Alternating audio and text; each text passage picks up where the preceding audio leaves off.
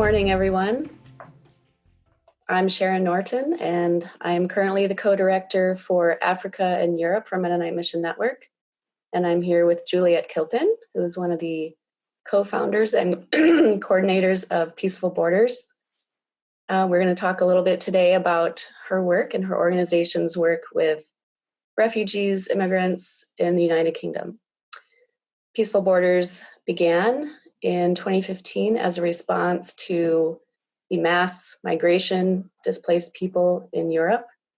They began visiting the jungle in Calais, as you might have heard it called, the Calais jungle in Calais, France.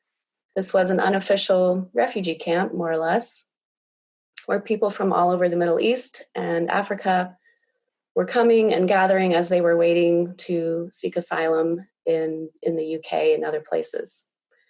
So they were visiting refugees and looking for people who were leaders already, the unofficial leaders in the camp, people who were taking leadership and organizing and advocating. And since that time, they have been able to expand their work beyond accompanying and encouraging to also walking with refugees when they do make it to the UK. So Juliet, I met in 2018 in the fall when I was visiting London, and she was kind enough to give me an introduction to Peaceful Borders and one of the projects of Peaceful Borders called Hope Towns, which she might talk about here, when I was there for a visit. And so Juliet, I'm very happy that you could take some time to join us from your home. Where are you? Thank you very much. Great to be with you. Yes. Where are you located in the UK?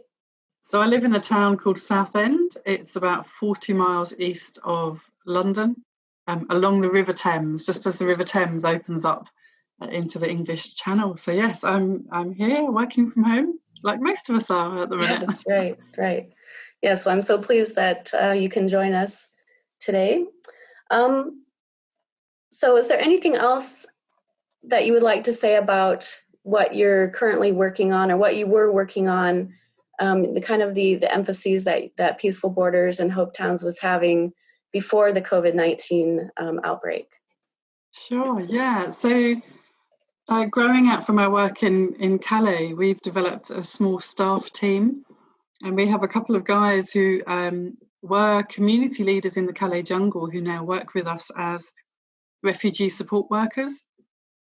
So up until now, they've been working in London, supporting people who are refugees and asylum seekers. One of the key ways they've been doing that is, as Sharon said, through a project called Hope Towns. Hope Towns is a refugee-led support group where people can come together for social interaction, for some food, but also for some informal English lessons and some informal advice on things like housing and benefits and things like that. So, that had been going on just fine. In fact, since the autumn, we'd been trialling a second Hope Towns in South London as well, in partnership with a church there. And that had been a good exercise, learning what works in that community. Obviously, it's a different type of community. But we developed a relationship with some people who are living in an accommodation centre for asylum seekers and refugees and supporting them. And I think the other thing really we've been quite focused on since the new year was what happens post-Brexit. Uh-huh. So for us, leaving the European Union has significant repercussions, mm-hmm. but especially in terms of family reunification or child refugees, particularly unaccompanied refugees that are trying to join their family here in the UK. Mm-hmm. And there were real concerns that might kind of fall through the legal gaps. So we did some campaigning on the legislation around Brexit. And also, made sure that was a priority now, but also after Brexit, that our commitment to those children would remain the same even after Brexit. So that's kind of what we've been focused on up until recently.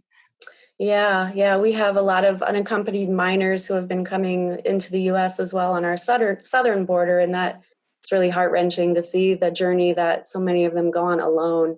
And that stood out to me when I was visiting Hope Towns. The young men, primarily, they're learning language, learning a new culture, no family, so young. So thank you very much for your work with them. And I notice it's very relational. The staff that you have are great, and they provide so much encouragement and hope to people who are very much like them. How are you seeing that the refugees' lives are being affected due to the COVID-19? Yeah, I mean, it's just affecting all of us so much and in so many different ways, isn't it? So, you know, in many ways it's similar. So many are self-isolating. The schools are closed, so those with children, are at home looking after those children. Those who are children, don't have that support structure now. But I think for those that have journeyed such a long way and are perhaps without family or extended family, being self-isolating is even more isolating than perhaps you or I might find it. So there's been real concerns for people in that situation, especially the fact that many don't have many resources to hand. So literally the financial support they get might be very minimal. There's been a lot of panic buying here in the UK, so perhaps people can't buy, or they can't find the things they want to buy as easily as they used to. So I think isolation and actually having the right provisions has been a real concern.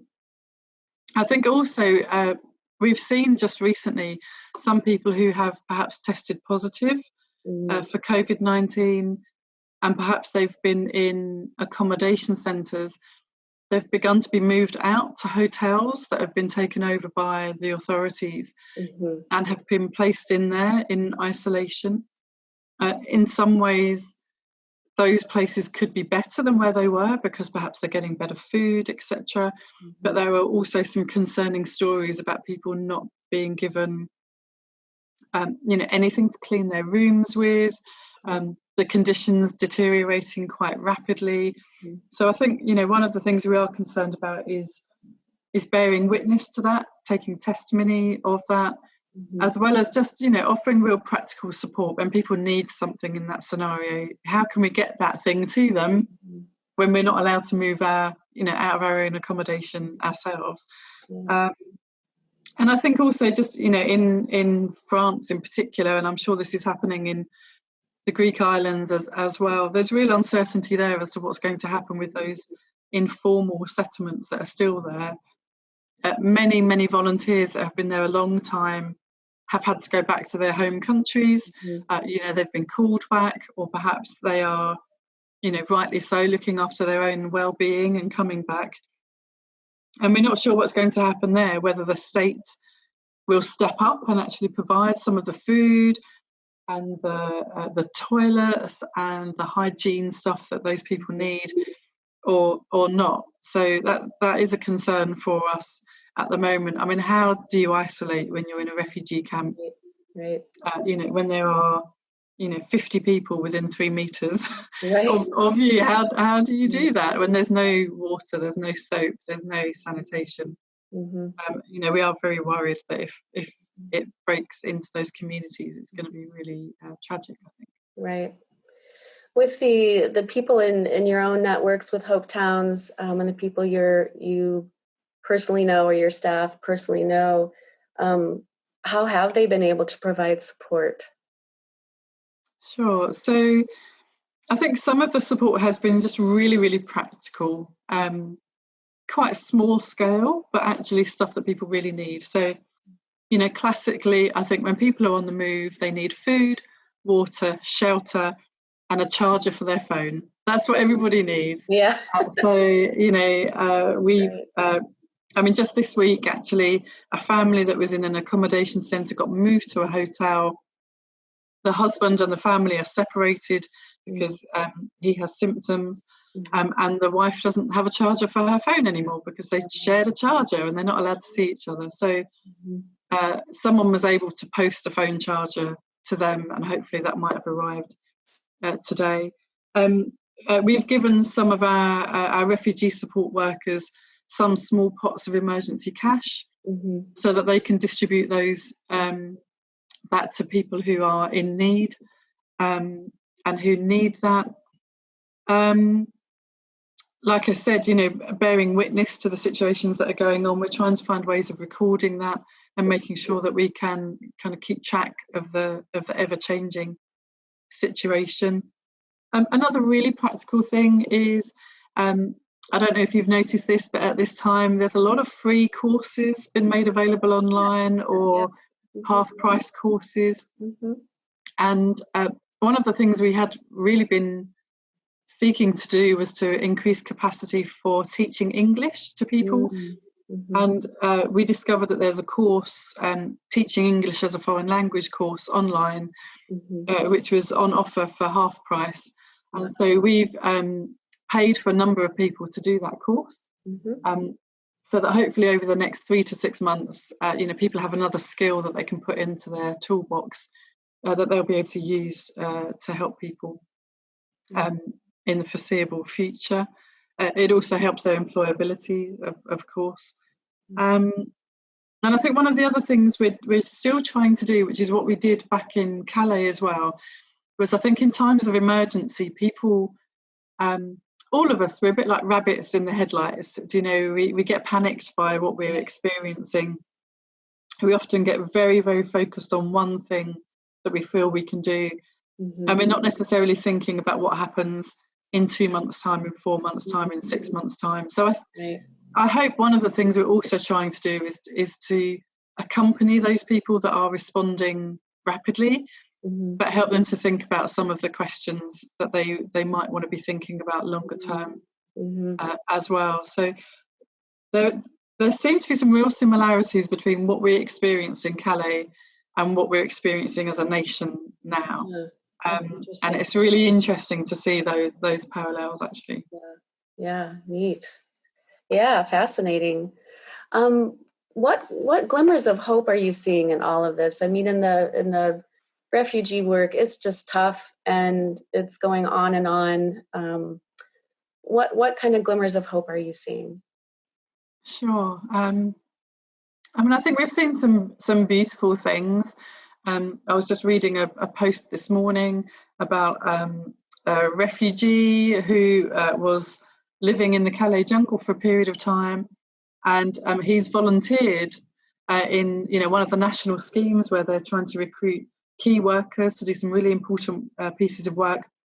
And he's volunteered, and now he's helping to prop up some of our vital systems at the moment. And that's a beautiful story, isn't it, of someone who's arrived here, who's able to give something back, which is something that so many people want to do, but they're often not given the opportunity to do that.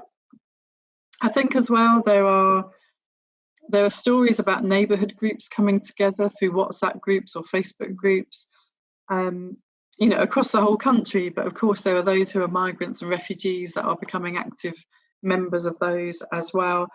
And a lot of the guys that I know who have set up Hope Towns and similar groups, they've never been exclusively for refugees. They've wanted to help all people, all humans. And it does feel like there is that opportunity to expand that here. I think, two other things that cross my mind is, it's really interesting, isn't it? It's like humanity now has a common enemy, which isn't another human, which is nice. Yeah. And it's kind of creating a bit of solidarity, actually. And so perhaps just the sense that we are all human together in this is becoming a more real narrative, and perhaps we're becoming less polarised. And who knows, perhaps that might last longer than this crisis as well. And I think the other thing that I see in times of crisis and emergency is the amazing creativity and entrepreneurial spirit of humans. So some of the ideas people come up with to come up with solutions, I've seen, schools that are creating, personal protective equipment for medical staff. I've seen all sorts of different people coming up with new ways of responding to things, bringing people together who can come up with solutions. outside of the existing systems. And for me, that always gives me hope. I think humans are remarkable, and we have amazing tenacity and creativity. And when we're given the space to thrive in that, we do. And it's great to see. Awesome. Yeah, it is really encouraging to see the many ways the best in humanity is coming out there. We often see the worst in humanity, but yeah, this is bringing out so much good. Peacemaking is hard work. It is not for people who aren't up for a big challenge. And of course, your faith, I'm sure, is a big part of why you responded to this need and why you feel this call to keep going, even though it's difficult and progress is slow at times. What else keeps you going, or what keeps you going in this difficult peacemaking work? Yeah, I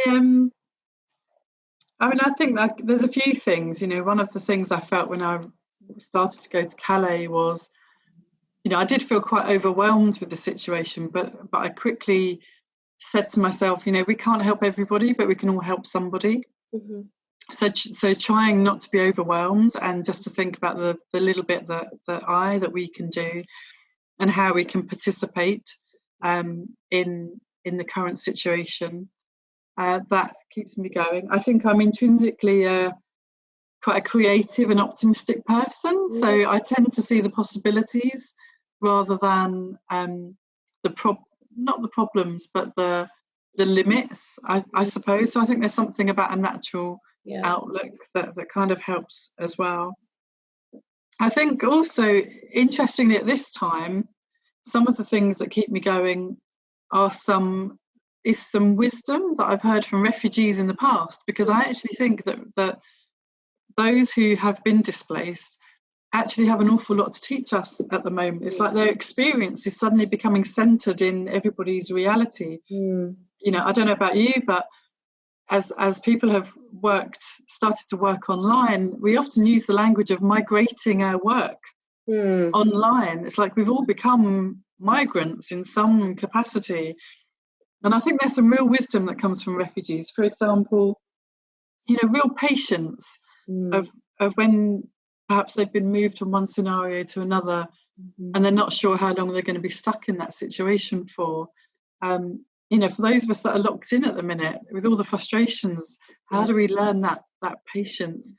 I think, I've heard from so many migrants and refugees that they lost everything in a day. They just lost everything. Wow. And I think for all of us, there's a sense of having lost something, whether that's the ability to visit our family, or to go and socialise, or to go and work from an office. We've all lost something just like that. Right. And so there's kind of a synergy between our experiences a little bit, perhaps. Also, I'm very conscious that in Calais, people weren't really allowed to wander around Calais unless they had the right papers. They weren't allowed to cross borders unless they had the right papers. And actually, we're in that scenario now. Our key workers have to have the right bit of paper, because they can get stopped by the police. And if you don't have that bit of paper, you can be told to go back home. And so there's so many things, I think, that we can learn from those who have experienced it at even, such a bigger scale. So, those that are separated from their families, those that have ended up being stuck in a country that they didn't want to end up in, these are all refugee realities, aren't they? So I think that's helped me. And I think also, again, I don't know about you, but for us here, the sounds are changing. So there's so much less air traffic, there's less road traffic. Literally, you can hear things that you couldn't hear 3 weeks ago. Maybe we're just getting tuned into it. And I think, that kind of keeps me going, that desire to hear what's going on and to tune in to the realities, whether that's, bird song or, being able to hear the cycles going past because they're not drowned out by the cars, hearing the joggers running past. We can hear different things. And again, I mean, lastly, I would say that, for a lot of refugees and migrants, they talk about, having experienced death of a life. perhaps they've experienced death around them, and I'm sure that in this current crisis, we're going to experience that, but also a death of a way of life. But in that death, there is resurrection into a new type of life. And this is Holy Week, coming up to Easter. It's going to be a really strange Easter, when perhaps we're not allowed to go to church and celebrate together, but we're reminded that there is always a resurrection of some kind. So looking out for that and listening for that to make sure we don't miss it. That's definitely one of the things that keeps me going too. Wow. So may we all have ears to hear the stories and the wisdom, and may we have eyes to see the resurrection coming out of what seems like loss and death for people. Thank you, Juliet, for the work that you do. Thank you for taking time to talk with us today and sharing these stories of hope. And may God bless Peaceful Borders, Hope Towns, and all the folks that are participating in those communities. Thank you very much. Great to be with you.